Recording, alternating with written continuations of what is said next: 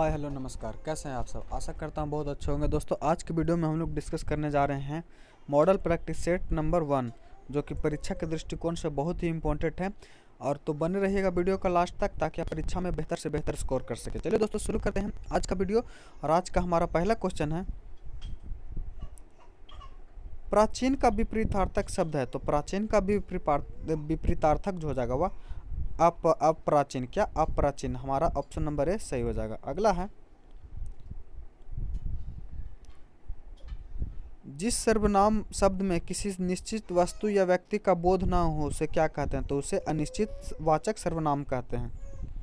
जिन शब्दों का लिंग, वचन, कारक, पुरुष और काल आदि कारण के रूप परिवर्तित नहीं होता तो वह कहलाते हैं अवकारी शब्द और अवयव। अब दोनों, ऑप्शन नंबर सी हमारा इसमें सही हो जाएगा। अगला है, निम्नलिखित में से शुद्ध शुद्ध वाक्य का चयन करें।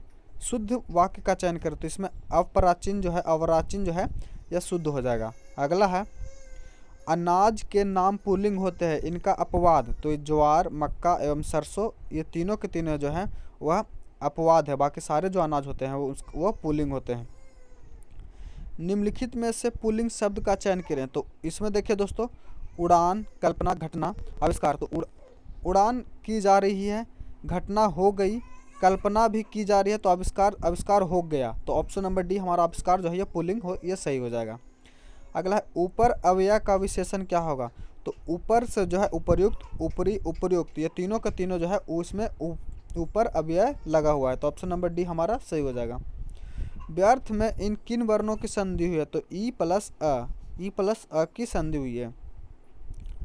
जिस समास के दोनों पद अप्रधान होते हैं वह कहलाते हैं। तो वह जो कहलाते हैं क्या दोस्तों? वह बहुब्रीहि समास कहलाते हैं। ऑप्शन नंबर ए हमारा सही हो जाएगा।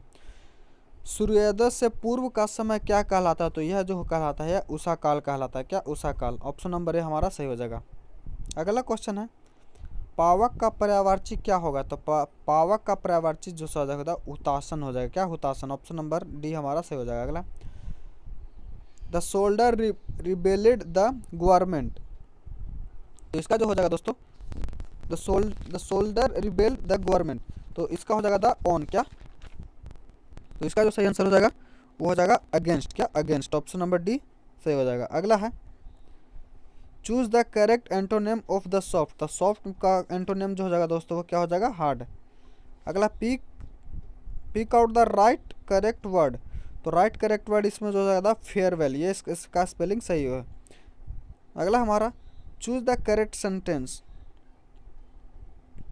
तो इसमें जो है दोस्तों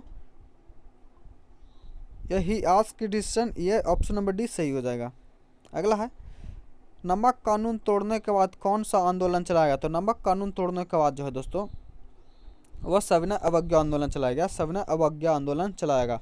ऑप्शन नंबर सी हमारा सही हो जाएगा। अगला है, महात्मा गांधी का जन्म किस वर्ष हुआ था? तो महात्मा गांधी का जन्म 2 अक्टूबर 1869 को हुआ था। कब? तो ऑप्शन नंबर सी हमारा सही हो जाएगा। पूर्ण स्वराज दिवस कब मनाया गया? तो पूर्ण स्वराज दिवस जो है सबसे पहली बार 26 जनवरी 1930 को मनाया गया। अगला है, किस वर्ष संयुक्त राज्य अमेरिका में स्वतंत्रता पारित हुई? 1776 में। कब? 1776 में। होम रूल लीग की स्थापना कहाँ हुई? तो किस वर्ष हुई? तो होम रूल लीग की स्थापना जो है 1916 ईस्वी में हुई थी। देशी रियासतों को एकीकरण का श्रेय किसको जाता? तो यह जाता है दोस्तों सरदार पटेल को। क्या? सरदार पटेल। इन्होंने 500 से अधिक रियासतों को भारत में मिलाया था। सती प्रथा में भारत में सती प्रथा बंद कराने में किसका सहयोग है? तो इसमें जो है राजा राम मोहन राय का सहयोग है। पटना शहर का पुराना नाम पाटलिपुत्र था दोस्तों। क्या? पाटलिपुत्र। जीटी रोड किसके शासनकाल में बनाई गई? तो यह जो है शेरशाह सूरी के शासनकाल में बनाई गई। भारत और पाकिस्तान के बीच ताशकंद समझौता कब हुआ था? तो भारत और पाकिस्तान के बीच जो ताशकंद समझौता हुआ था 1965 ईस्वी में हुआ था। द्वितीय विश्व युद्ध के समय ब्रिटेन का प्रधानमंत्री कौन थे? तो द्वितीय विश्व युद्ध के समय ब्रिटेन के प्रधानमंत्री विंस्टन चर्चिल थे। ऑप्शन नंबर डी हमारा सही हो जाएगा। अगला है, फ्रांस की क्रांति कब हुई थी? तो फ्रांस की क्रांति जो है वो दोस्तों वो 1789 में। कब? 1789 में हुई थी। अगला है, भगत सिंह, सुखदेव और राजगुरु को फांसी कब हुई थी? यह मार्च 1931 में दी गई थी। कब? मार्च 1931 में दिया गया था। अगला है, किस सूफी संत का दरगाह अजमेर में स्थित है? तो यह जो है दोस्तों ख्वाजा मोइनुद्दीन चिश्ती। किसकी? ख्वाजा मोइनुद्दीन चिश्ती की। तराइन का प्रथम युद्ध कब होता था? तराइन का प्रथम युद्ध जो है दोस्तों 1191 में हुआ था एवं तराइन का द्वितीय जो है 1192 में हुआ था द्वितीय युद्ध। पूर्वी घाट और पश्चिमी घाट का मिलान कहाँ होता है? तो यह नीलगिरी की पहाड़ी के पास होता है। क्या? ऑप्शन नंबर बी हमारा सही हो जाएगा। भारत का सबसे बड़ा ग्लेशियर सियाचिन ग्लेशियर है। क्या? सियाचिन ग्लेशियर है। मैकमोहन रेखा विभाजित करते हैं। तो मैकमोहन रेखा जो है वो भारत और चीन को विभाजित करते हैं। वहीं भारत और पाकिस्तान की बात करें तो यह जो है रेड क्लिफ। क्या? रेड क्लिफ है। भारत का सबसे बड़ी सुरंग जवाहर सुरंग किस राज्य में है? तो यह जम्मू कश्मीर में है। कहाँ? जम्मू कश्मीर में है।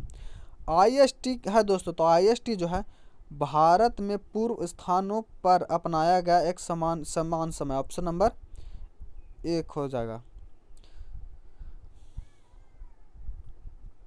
निम्नलिखित में से कौन सी रेलगाड़ी सबसे लंबी दूरी तय करते? तो यह विवेक एक्सप्रेस। क्या? विवेक एक्सप्रेस। अगर भारत में हिमालय की सबसे ऊंची चोटी तो यह कंचनजंगा। क्या? कंचनजंगा। भारत के सबसे अधिक ऊंचाई पर स्थित सड़क है? तो यह जो है दोस्तों खांडूला के पास मनाली। यह ऑप्शन नंबर 1 सही हो जाएगा। अमला, निम्नलिखित में से किसके संदर्भ में एलिफेंटा का दर्रा बार बार खबर में आता है? तो एलिफेंटा का दर्रा जो दोस्तों यह जो है श्रीलंका। क्या हो जाएगा आंसर इसका? श्रीलंका। बिहार में सोमेश्वर की पहाड़ी किस जिले में है? तो सोमेश्वर की पहाड़ी जो है चंपारण में है। कहाँ? चंपारण में। मैग्रो वन कहा जाता है? तो मैग्रो वन कहा जाता है लवन कच्छ का एक प्राकृतिक वन। ऑप्शन नंबर सी सही हो जाएगा। मसालों का सर्वाधिक उत्पादन किस राज्य में होता है? तो यह जो है केरल में होता है। कहाँ? केरल में होता है। अगला, कौन सी नदी पश्चिम की ओर बहते हुए अरब सागर में अपना प्रवेश करती है? तो यह जो है नर्मदा। क्या? नर्मदा। निम्नलिखित बांधों में से सबसे अधिक लंबा बांध कौन है? तो यह जो हीराकुंड बांध है। क्या? हीराकुंड बांध। किन 2 तिथियों को दिन और रात बराबर होता है? तो यह जो होता है दोस्तों 21 मार्च और 23 सितंबर को। ऑप्शन नंबर बी हमारा सही हो जाएगा। भारत के संविधान सभा के अस्थायी सदस्य कौन थे? तो यह सच्चिदानंद सिन्हा थे। एवं अस्थायी सदस्य की बात करें दोस्तों तो राजेंद्र प्रसाद थे। भारत का राष्ट्रगान सबसे पहले कहाँ गया? तो भारत का राष्ट्रगान जो है सबसे पहले 1911 के कलकत्ता अधिवेशन में गाया गया था। प्रस्तावना का वह प्रावधान जो सभी वयस्क नागरिकों को मतदान का अधिकार प्रदान करता है, यह कहलाता है। यह जो है दोस्तों गणतंत्र कहलाता है। पाकिस्तान और बांग्लादेश के अंग कब तक थे? तो यह जो था दोस्तों ये 1947 तक। क्या? 1947 तक। संविधान की संरचना की परिकल्पना का उद्भव कहाँ से हुआ? तो यह जो हुआ है दोस्तों ब्रिटेन से। कहाँ? ब्रिटेन। सबसे पहले इसकी चर्चा ब्रिटेन में हुई थी। हमारे देश का संवैधानिक नाम क्या है? तो हमारे देश का संवैधानिक नाम जो है भारत तथा भारत तथा इंडिया। ऑप्शन नंबर बी हमारा सही हो जाएगा। विश्व में लिखित संविधान किस देश का सबसे विस्तृत है? सबसे बड़ा लिखित संविधान किस देश का? तो यह हमारे देश भारत का है। भारत की नागरिकता निम्नलिखित में से किस प्रकार की प्राप्त की जा सकती है? तो यह जन्म के आधार पर, वंशानुक्रम, देशीकरण और तीनों में से तीनों तरह से प्राप्त की जा सकती है। भारत में राष्ट्रगान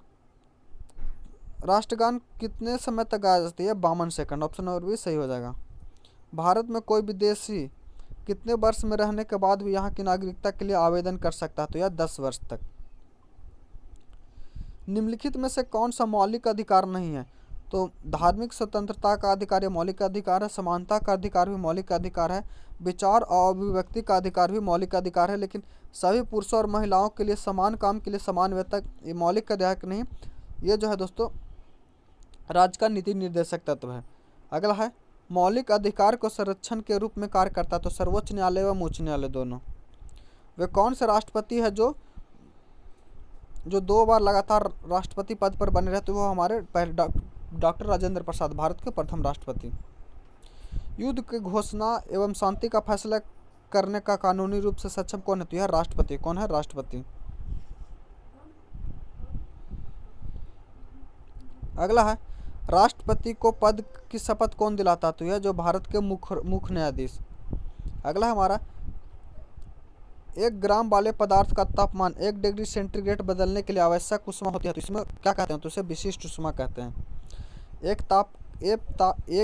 किस तापक्रम पर सेंटीग्रेड तथा फ़ारेनहाइट पैमाने का मान समान होता? तो यह जो होता है दोस्तों -40 डिग्री। क्या? -40 डिग्री।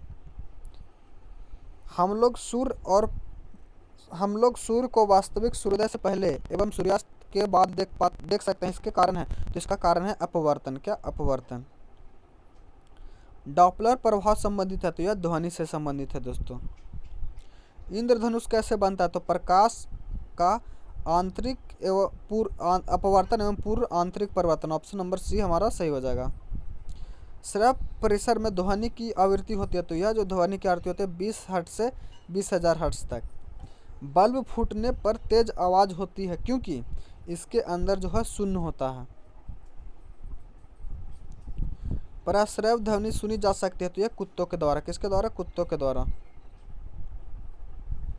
अगला है, जल H2O का अधिकतम किस तापमान पर होता है? तो यह जो होता है 39.2 फ़ारेनहाइट। बैरोमीटर का पारा एकाएक नीचे गिरने का क्या कारण है? तो इसका है आंधी तूफान। C2H5OH इथाइल अल्कोहल का सूत्र है दोस्तों, इसको याद रखिएगा। कपड़े से स्याही और जंग के धब्बे छुड़ाने के लिए निम्नलिखित में से किसका प्रयोग जाता है? तो ये ऑक्जेलिक अम्ल का किया जाता है। क्या? ऑक्जेलिक अम्ल का। परमाणु में प्रोटॉन होते हैं, तो नाभिक के भीतर। ऑप्शन नंबर ए हमारा सही हो जाएगा। रक्त में लाल रंग किसके कारण होता है? तो यह जो होता है हीमोग्लोबिन के कारण होता है। किसी तत्व के परमाणु के भार को किस में व्यक्त किया जाता है? तो AMU में व्यक्त किया जाता है। विखंडन की क्रिया उत्तरदायी होती है, तो यह हाइड्रोजन बम में ऊर्जा मुक्त करने के लिए। ऑप्शन नंबर बी हमारा जो है नहीं दोस्तों, एटम बम में ऊर्जा मुक्त, हाइड्रोजन बम नहीं दोस्तों, एटम बम हो जाएगा। तो ऑप्शन नंबर सी सही हो जाएगा। अगला, परमाणु का प्रभावित त्रिज्या कितना होता है? तो परमाणु का प्रभावित त्रिज्या होता है जो 10 के पावर -10 मीटर। पानी को अस्थायी कठोरता का प्रयोग किया जाता है, तो अस्थायी कठोरता को दूर करने किया जा सकता है, तो यह जो किया जा सकता है, यह किससे किया जा सकता है? तो CaOH2 से। इलेक्ट्रॉन की खोज किसने किया था? तो यह जे थॉमसन ने किया था। अगला, सोडा वाटर बनाने में कौन सी गैस प्रयोग की जाती है? तो ये CO2 की जाती है।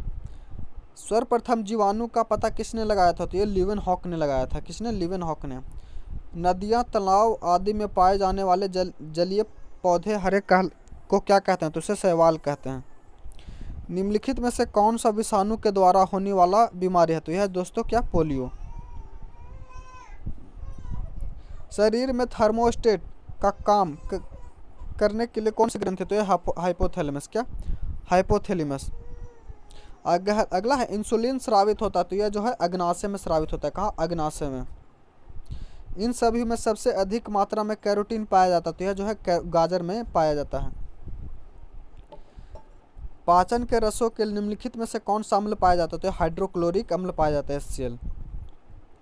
निम्नलिखित में से कौन सा बड़ा जीवित स्तनपायी है? तो यह ब्लू व्हेल है। क्या? ब्लू व्हेल, नीली मछली। ग्रीन हाउस प्रभाव का तात्पर्य क्या है? तो ग्रीन हाउस प्रभाव का तात्पर्य जो है CO2 के मात्रा में वृद्धि के कारण गर्मी की बढ़ोतरी। ऑप्शन नंबर ए हमारा सही हो जाएगा। जेली स्टार्च प्रोटीन उदाहरण है, तो द्रव का ठोस में।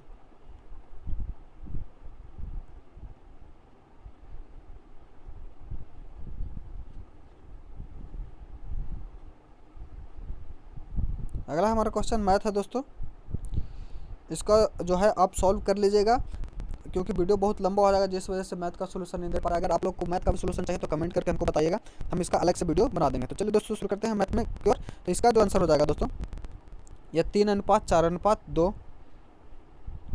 इसका जो होगा 12 सेंटीमीटर।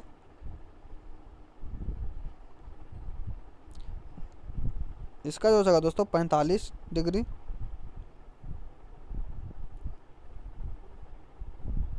इसका जो आंसर है 60 डिग्री। इसका जो है 21 मीटर। 36 किलो इसका हो जाएगा आंसर दोस्तों। इसका है ए, एक कोण अधिक कोण होता है, ये गलत है दोस्तों। इसका जो हो जाएगा आंसर 11 सेंटीमीटर हो जाएगा।